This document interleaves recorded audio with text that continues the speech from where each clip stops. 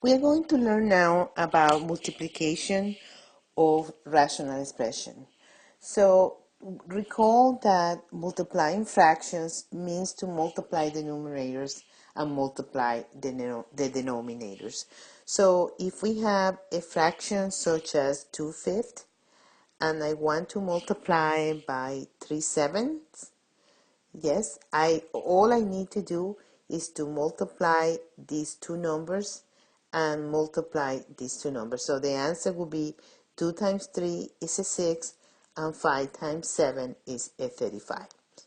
Okay, 6 divided by 35. But sometimes we can we can do some cancellation before we actually do the multiplication. So let's give you an example. Suppose that I have 2/5 and I'm going to multiply that by 3/10. Okay, so rather than multiplying across numerators and denominators,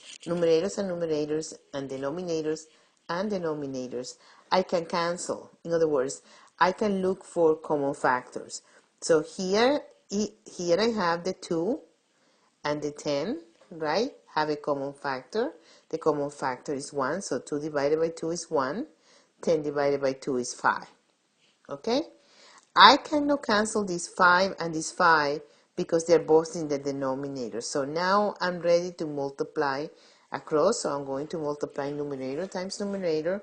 I have now 1 times 3 is 3. And then in the denominator, I have 5 times 5 is 25. So the answer for this is 3 divided by 25. So we're going to work in the same fashion with rational expressions.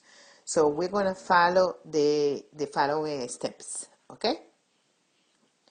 So the following steps are, or the steps are, we're going to factor numerators and denominators. We're going to cancel common factors. And then lastly, when we are now finished with the cancellation, we will multiply numerators and we will multiply the denominators. Okay, so let's do an example. My first example is example 1. And example 1, I'm going to multiply the expression x plus 3 divided by 5x plus 10. And I'm going to multiply by x plus 2 divided by x squared plus 3x. Okay, so now you have to understand that we need to look at the polynomials at the top and at the bottom to see if there is any probability or any possibility of cancellation. So let me start by rewriting these two rational expressions. So I have x plus 3. I cannot do anything with the x plus 3. But when I get here to the 5x plus 10, I can see that I can factor 5 and get here x plus 2, right? So 5 is the common factor. 5 divided by 5 is 1. 10 divided by 5 is 2. Okay? Now, what I have left here at the top, x plus 2, I cannot do anything with the x plus 2, so I'm going to leave it like that.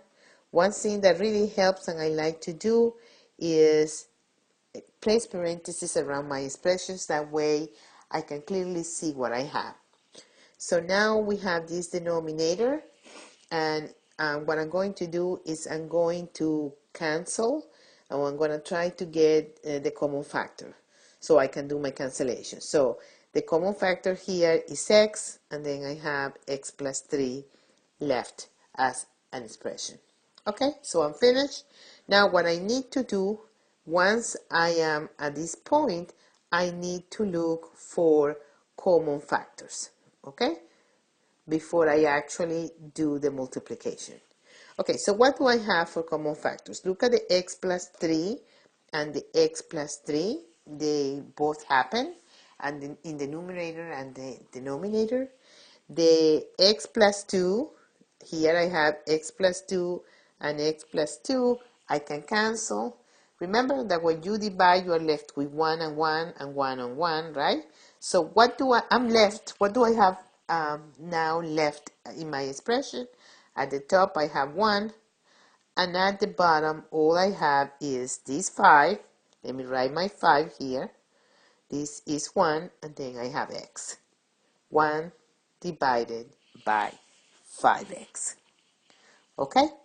And again, you have to cancel and you have to simplify because we want the final answer to be as simple as possible.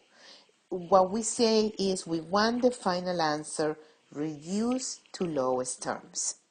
So we carry out on the multiplication by factor in each numerator and denominator, and then we cancel the common factors. Okay, so let's do another example. So this example is example 2. Okay, and what I'm going to be having is just looks a little easier, but is in a way a little different because I have this type of rational expressions. Okay? Okay, very good. So I'm going to multiply these two rational expressions. I need to look top and bottom to see if I have any common factors. Okay, so let me start. I can see that 25 and 35 share a common factor, which is 5. So I'm going to do 25 divided by 5 is a 5. 35 divided by 5 is 7. Now, in the same way, 9 and 6 share a common factor. The common factor is 3. 6 divided by 3 is 2. 9 divided by 3 is 3. Okay? So now let me look at the x's. Okay? You have x here, you have x squared here. So you can cancel this x, and it will be canceled with one of the x's here, right? Remember, it will be 2 minus 1, and 2 minus 1 is x to the 1. X stays at the bottom. Okay? Now, let's look at y. And now I have y squared here. Yes, and this y squared is right here. So y squared and y squared are going to cancel. And what I have left is this y right here. Okay, so now I'm going to write what I have left, and this is going to be my fraction as I write and as I multiply. So I have 5 times 2. Remember, I'm going to multiply the numerators. That's a 10. And remember, I have my y left right here, 10y. Okay, in the denominator, I have 3, and then I have 7, right? So 3 times 7 is 21. And then I have an x to the 1 power, which is 21x. Okay? Now, please make sure that you check your answer. Okay? This answer has to be reduced to lowest terms. In other words, if we had a common factor between 10 and 21, we ought to divide those numbers by the common factor, but we don't seem to have any common factor. So that is the final answer. Okay, so let me go with another example. So we're going to do example 3. And in example 3, I have two polynomials that look like need to be factors. So I have t squared plus 3t, okay, and t squared plus 2t minus 3. So I have these two polynomials, and then I'm multiplying by this rational expression that has this polynomial at the top and this polynomial at the bottom. Okay? So I'm going to start by placing parentheses here. It will allow me to see better what I have. So at the top, in this expression right here, this polynomial I have right here, I can get a common factor of t, and I have left t plus 3. Okay? Now, what do I have in the denominator? In the denominator, I have a trinomial. I'm going to put t and t. I have a negative sign, so I'm going to have to place here a positive and a negative. So it will be positive 3, negative 1. Yeah? If 3 minus 1 gives me a 2 positive, and 3 times negative 1, you get a negative 3. Okay, I'm going to multiply this by t plus 1, nothing to do with the t plus 1 divided by t. Now I'm going to start looking for common factors.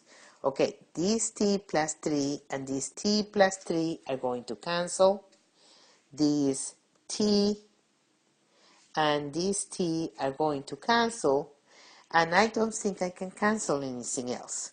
Remember, you cannot cancel this t with this t right here. This t and this t right here are terms. Okay, so what do I have left? At the top, I have t plus 1. At the bottom, I have t minus 1. And that is the final answer for the multiplication of these two rational expressions.